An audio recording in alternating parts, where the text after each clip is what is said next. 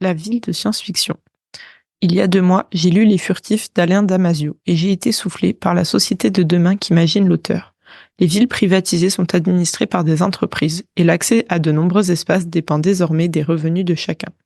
Les relations entre individus sont quasiment inexistantes, les gens vivent côte à côte, chacun dans leur bulle, embellie par la réalité virtuelle. Mais l'auteur montre qu'une autre vision de la ville est possible, avec des groupes d'insurgés qui entrent en rébellion contre cette société aliénante et isolante. Il représente une vision plus désirable du futur, organisée autour des rapports humains, de l'égalité entre les citoyens, du respect de la nature et d'une créativité qui invente de nouveaux moyens de faire la ville, comme le montre cet extrait. L'idée, ça a toujours été que les villes sont trop conçues, trop vécues pour le sol. C'est la voiture qui a créé nos villes. Le trottoir même est une invention de la voiture. Les feux, les ronds-points, les avenues. Voulait trouver d'autres chemins, des trajets qui ne décalquent pas les rues, des obliques, des traçantes. Et on s'est dit que l'espace existait. Il existait là-haut. Il existait sur les toits. Que notre bitume, il serait bleu. Les villes dépeintes dans cette fiction semblent être le prolongement de signaux faibles que nous observons aujourd'hui. La privatisation des espaces publics s'observe déjà dans certaines de nos métropoles. Nombreuses sont les personnes vivant en ville qui ignorent qui sont leurs voisins et voisines, et la vie en communauté respectueuse de l'environnement et de l'humain fait rêver de nombreux citoyens. En tant qu'urbaniste, je me suis alors interrogée en quoi les œuvres de science-fiction peuvent constituer une source d'inspiration dans ma manière de concevoir le futur. Alors, quand Sylvain m'a proposé de faire un entretien avec François Oust sur les liens entre la science-fiction et la ville, j'ai immédiatement accepté. François est consultant à l'agence digitale Plan.net et est passionné par la science-fiction. Il est d'ailleurs l'auteur d'un très intéressant recueil de nouvelles qui interroge la place du numérique dans notre quotidien, Micro-dystopie. Il est aussi à l'origine de Cybernetruc, une newsletter dans laquelle il livre ses réflexions sur les liens entre numérique, culture et imaginaire, avec toujours beaucoup de références à des œuvres de science-fiction. Je vous laisse découvrir cet entretien dans le podcast ci-dessous. Bonne écoute! Une ville en pleine expansion. Les transitions à mener s'accumulent, l'énergie, l'agriculture, les mobilités. Monsieur l'administrateur délégué, vous êtes chargé de l'attribution et de la répartition des logements. Comment la situation se présente-t-elle ? C'est une contribution au débat sur l'artificialisation des sols et les questions d'étalement urbain.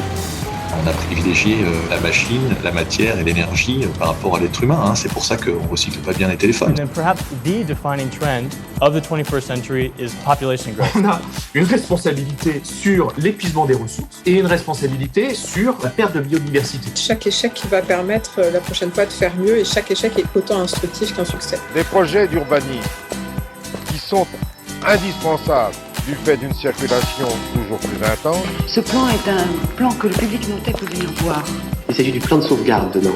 Si on est une grande part du problème, on est forcément une grande part de la solution.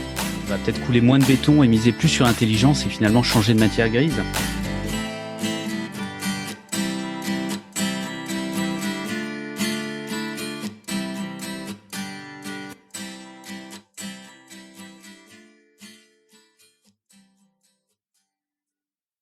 Nous t'accueillons aujourd'hui pour discuter des liens qu'il peut y avoir entre la ville dans les œuvres de science-fiction et la ville de demain. Quelle est la première image qui te vient en tête quand on évoque la ville en science-fiction ? La première image qui vient en tête quand on parle de ville et de science-fiction, en général, c'est la ville cyberpunk. S'il y a une image qui a marqué des générations, c'est clairement le Blade Runner de Ridley Scott.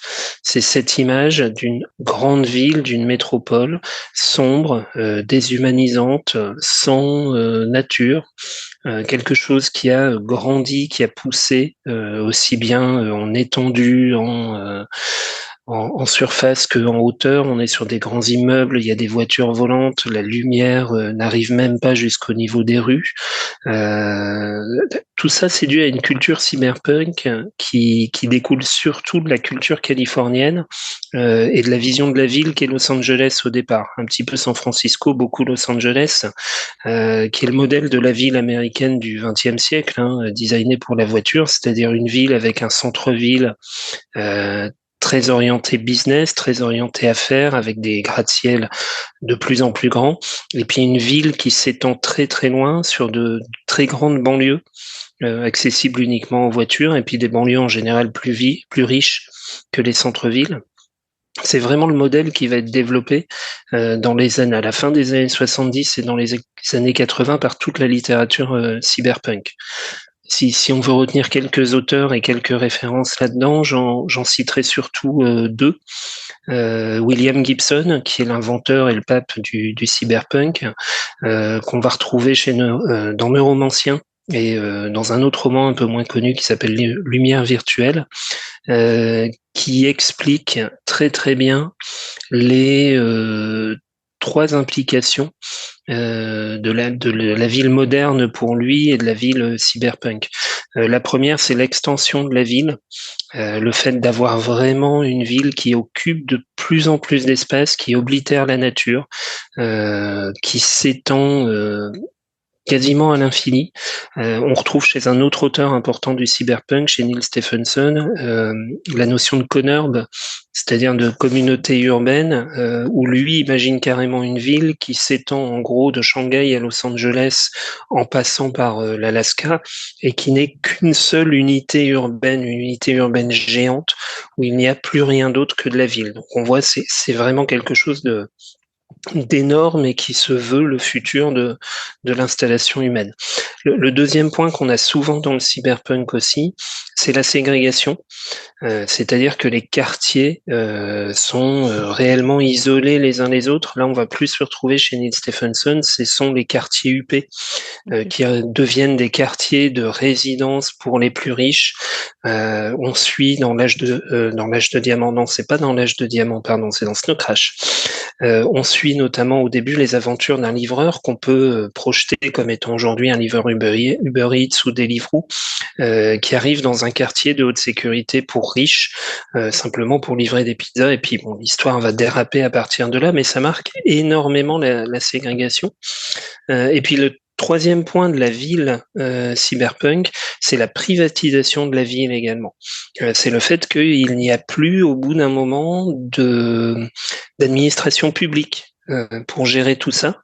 Il commence à y avoir des installations qui sont purement privées, des programmes immobiliers au départ, mais au bout d'un moment aussi une gouvernance complète de la ville qui est entièrement privée, aux mains de multinationales.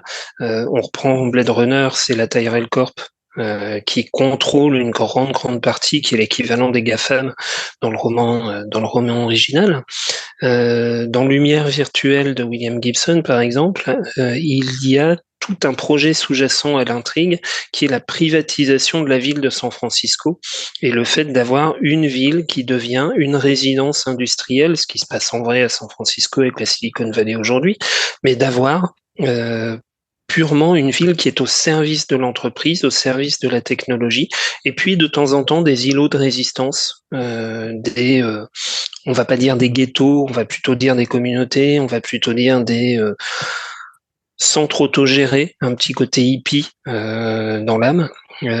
Chez William Gibson, ça se traduit par une communauté autogérée qui est installée sur le San Francisco Bay Bridge, et qui reprend possession du pont. On peut imaginer des cabanes dans l'armature du pont, on peut imaginer des boutiques sur la chaussée principale, et il y a toujours cette ambivalence entre la liberté et le côté vraiment pirate, un peu hippie, de ces communautés autogérées dans la ville cyberpunk, et puis le côté vraiment plus institutionnel, pour le coup très très privé de la ville, aux mains des milices privées, des entreprises et des intérêts privés.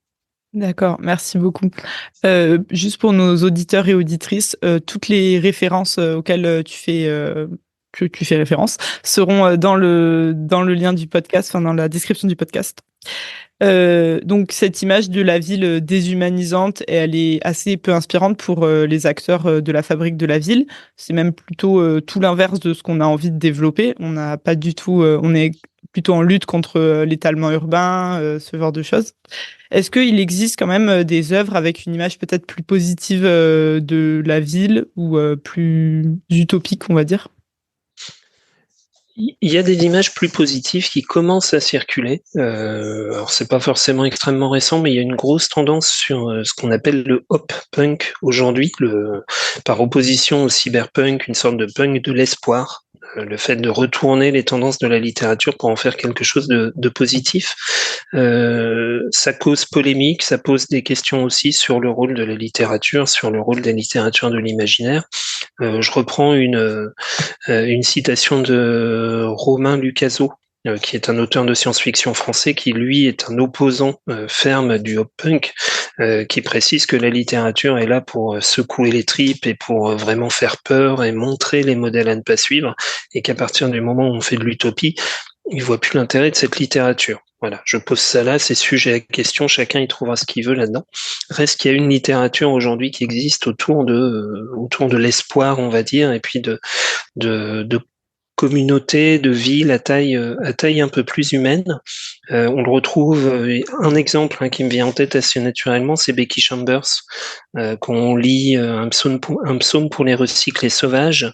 On retrouve une relation à la ville qui est beaucoup plus apaisée, qui est due notamment à un abandon de certaines technologies, alors qui n'est pas un retour à l'AJP ou un retour chez les Amish, pour reprendre une expression à la mode, qui est plutôt un développement raisonné des technologies. On a toujours des smartphones, on a toujours des vélos à assistance électrique, on a toujours des ordinateurs qui nous aident, mais on ne va pas vers le tout technologique, on arrive vers des mobilités un peu plus douces, on arrive vers une gestion du temps et de la distance qui est un peu plus douce également, et on y retrouve des espaces urbains qui sont plus recentrés sur eux-mêmes, et qui vont moins dans l'étalement.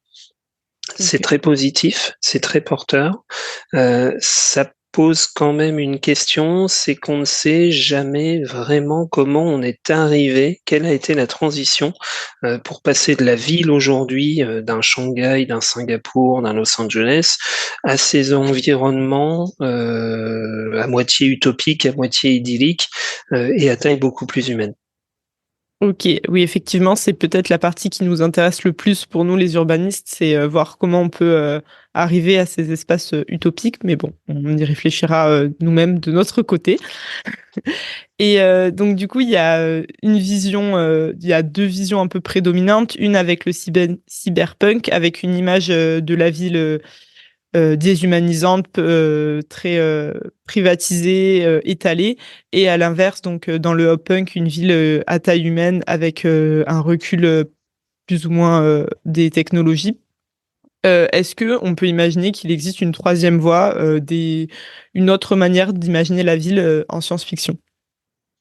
Il peut y avoir une troisième voie, elle est écrite par certains. On va peut-être aller un petit peu plus du côté de la fantaisie sur cette troisième voie. Je pense à la 5e saison de N.K. Jemisin, notamment, qui explique l'installation d'une ville résiliente. Alors on n'est pas dans un univers, on n'est pas dans une projection de la Terre, on est dans un univers parallèle, on est un peu dans autre chose. Mais l'idée de base du roman, c'est de se dire qu'il y a parfois une 5e saison qui arrive, et que cette 5e saison, c'est la saison des catastrophes. Alors, on peut faire un parallèle avec ce qui se passe aujourd'hui avec le changement climatique, bien entendu, mais une saison des catastrophes plus ou moins marquée par des pluies, par des inondations, des tremblements de terre, des volcans, tout ce qu'on peut imaginer comme catastrophe naturelle et comme colère terrestre, qui arrase, remet à plat la civilisation humaine, pas forcément complètement, mais fait disparaître une bonne partie de ses bases, et du coup fait disparaître aussi la ville, l'habitat, les habitudes de communauté. Tout le jeu dans ce genre d'univers, c'est de trouver le moyen de survivre, pas au sens individuel, au sens communautaire, et d'être capable de conserver des traces, des technologies, des choses de la vie précédente, de la saison précédente, pour se développer ou pour retrouver un équilibre plus rapidement à l'issue de cette 5e saison. On arrive sur des questions qui sont des questions de résilience, qui sont des questions de recyclage, parce qu'une catastrophe, ça fait des dégâts. Comment je retrouve l'usage de ces dégâts? On se pose la question aussi de la conservation de la connaissance, puisque une catastrophe, c'est aussi de la destruction de connaissances, et rebâtir une civilisation, c'est aussi retrouver des connaissances ou retrouver une trace des connaissances passées. Il y a plein de questions autour de ça. Je dis pas que le livre est autour de ça et de cette question urbaine principalement, mais ça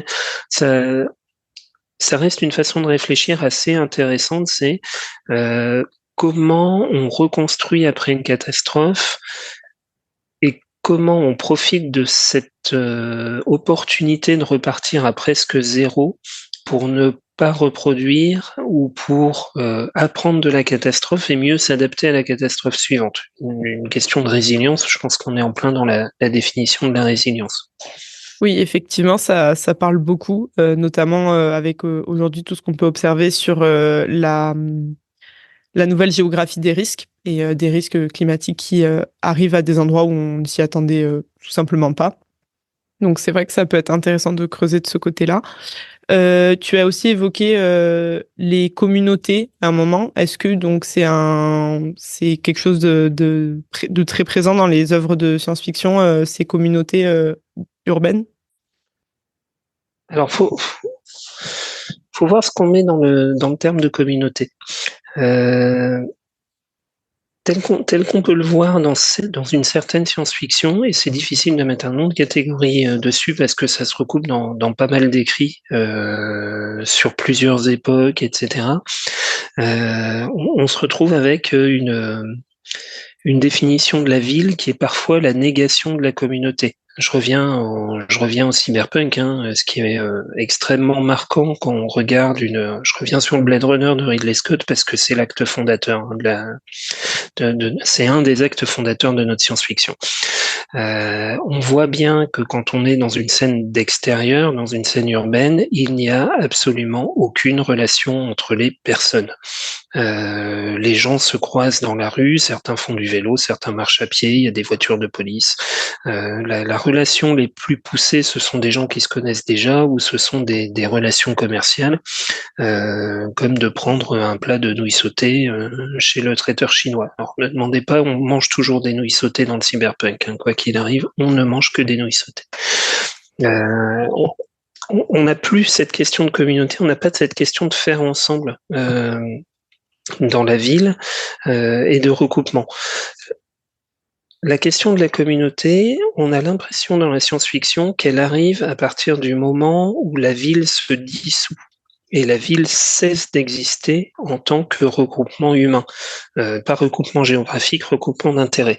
On le retrouve par exemple chez Clifford Simak dans Demain les chiens, qui est un roman de science-fiction qui explique un peu l'avenir de l'humanité, et puis en parallèle comment les chiens accèdent à la conscience et comment l'homme passe son bâton d'être le plus évolué de la planète à d'autres espèces par la suite.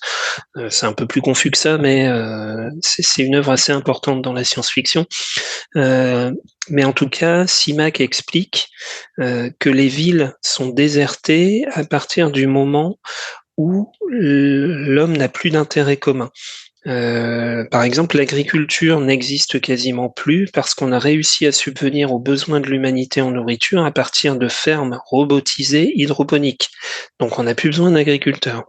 On n'a plus besoin d'aller faire du commerce avec d'autres personnes ou d'avoir de relations avec d'autres personnes, simplement parce que tous les services deviennent purement individualisés. Et à partir de là, on n'a plus besoin de faire partie d'une communauté géographique. Chaque être humain va pouvoir s'éparpiller sur Terre et va pouvoir retrouver une ferme, une maison, un lieu d'habitat, etc., de manière très très individuelle ou à l'échelle de la famille. On retrouve un peu cette négation de la ville aussi chez Damasio dans Les Furtifs notamment. Il y a toutes ces scènes dans la prise d'assaut de cette barre d'immeubles et toute la rave party, toute la fête qui s'organise sur cette barre d'immeubles. Il y a tous les échanges qu'il y a aussi sur l'île au milieu du Rhône, où on retrouve un esprit communautaire, mais j'ai l'impression que ces communautés, elles sont totalement détachées, elles vivent en autarcie par rapport au monde extérieur. L'immeuble ne fait plus partie de la ville à partir du moment où il est squatté. Donc on arrive sur une communauté qui est un peu la négation de la ville. On le retrouve dans la parabole du semeur d'Octavia Butler aussi, où très très clairement, la ville est un milieu privé au service des entreprises, et si l'être humain veut retrouver sa liberté, il faut qu'il aille loin de la ville, à la campagne, dans une sorte de grand domaine, de grand château pour Octavia Butler, et remonter une communauté. On revient sur la thématique du hippie, la thématique de la communauté dans le désert, etc., de la grande famille, et on a l'impression que c'est par rapport à que le seul moyen de s'en sortir, c'est de sortir de la ville et de retomber sur des communautés à taille humaine plus petites. Ok, donc en fait, plus que l'image de la ville, en fait, ce qui est un peu réinterrogé par la science-fiction, c'est le vivre ensemble, en fait, et les relations entre les humains, plus que vraiment l'image simplement de la ville, quoi. Oui, complètement, parce que une des grandes questions de la science-fiction et de la science-fiction la plus moderne, à partir des années 70, 80 et du cyberpunk, c'est la déshumanisation. Et la déshumanisation, elle passe par les questions d'échelle, elle passe par les questions technologiques, et beaucoup de littérature considère que retrouver de l'humain, c'est s'affranchir, pas forcément totalement, mais en tout cas s'affranchir d'une partie de la technologie et de s'affranchir de la partie capitaliste aussi, tout simplement, qui est aussi symbolisée par la ville. D'accord. Et tout à l'heure, tu citais un auteur en disant que la science-fiction, ça avait pour objectif de prendre aux tripes et de secouer les tripes. Donc en fait, Donc en fait, il faut que les œuvres de science-fiction soient plutôt dystopiques. Elles sont plutôt censées montrer ce qui ne doit pas arriver, ou ça peut aussi être une source d'inspiration. C'est le principe global de la fiction. On raconte pas une bonne histoire s'il n'y a pas un peu de malheur à l'intérieur. Je vais faire une très mauvaise citation, mais c'est l'ouverture du Anna Karénine de Tolstoï. Toutes les familles heureuses le sont de la même façon, les familles malheureuses le sont chacune à leur manière. C'est pas exactement la traduction, mais dans l'esprit, c'est ça. À partir du moment où on raconte quelque chose d'heureux, on raconte un peu toujours la même chose. La communauté hippie, les gens qui sont heureux de se retrouver, les moments de partage, etc. Il n'y a plus de friction, il n'y a plus d'individualité. À partir du moment où on raconte un malheur, un drame, une dystopie, on peut mettre de l'individualité et puis on peut avoir de la projection beaucoup plus rapidement avec le lecteur. Ce qui veut pas dire qu'on ne peut pas avoir du drame individuel à l'intérieur d'une utopie ou du questionnement. On l'a chez Becky Chambers, notamment, mais c'est vrai que c'est beaucoup plus dur de se retrouver accroché simplement dans quelque chose qui est purement utopique et qui est une vision idéale du futur. D'accord, merci beaucoup. Avant de se quitter, il est de coutume sur ce podcast que notre invité nous fasse une recommandation lecture. Alors, tu as déjà cité de nombreuses œuvres, mais bon, on n'en a jamais trop. Ou si tu veux peut-être appuyer sur certaines œuvres qui sont pour toi fondamentales, on va dire, entre guillemets. Voilà. Est-ce que j'ai le droit à 2 ? Tu as le droit à 2. J'ai le droit à 2 œuvres. Très bien. Je vais mettre en avant un roman dystopique et un essai. Le roman dystopique, je reviens vers les bases, c'est William Gibson. Mais je vais pas aller chercher le neuromancien parce que c'est le roman fondateur du cyberpunk. Je vais plutôt aller chercher Lumière virtuelle. J'en parlais tout à l'heure, c'est cette vision privatisée de la Californie, notamment de San Francisco, et ça pose énormément de questions pour moi sur le paysage urbain et ce qu'est réellement la ville et les grands enjeux de la culture californienne de la ville, parce qu'on va pas se mentir, hein, tout ce que j'ai décrit là, c'est issu de la culture californienne. Donc c'est un roman c'est pas le plus grand roman de William Gibson, mais ça reste un roman très très correct pour du cyberpunk, donc autant pas bouder son plaisir. Et du côté des essais, pour poser une base un peu plus sérieuse à toutes ces réflexions, j'irai chercher du côté de Bruce Begou, qui a écrit un livre sur Los Angeles qui s'appelle Los Angeles, capitale du XXe siècle, et qui explique notamment comment la ville de Los Angeles, son étalement urbain, ses immeubles, mais aussi tout l'imaginaire d'Hollywood, l'imaginaire de la culture qu'il y a à Los Angeles, les notions de frontières, le fait que ce soit la côte pacifique et la Californie, a construit l'imaginaire de la ville et on a fait la ville idéale, la ville projetée ou la ville dystopique pour notre culture occidentale au XXe siècle. D'accord. Eh ben, merci pour ces 2 super références. Et puis merci d'avoir participé à ce podcast. Avec plaisir. Merci.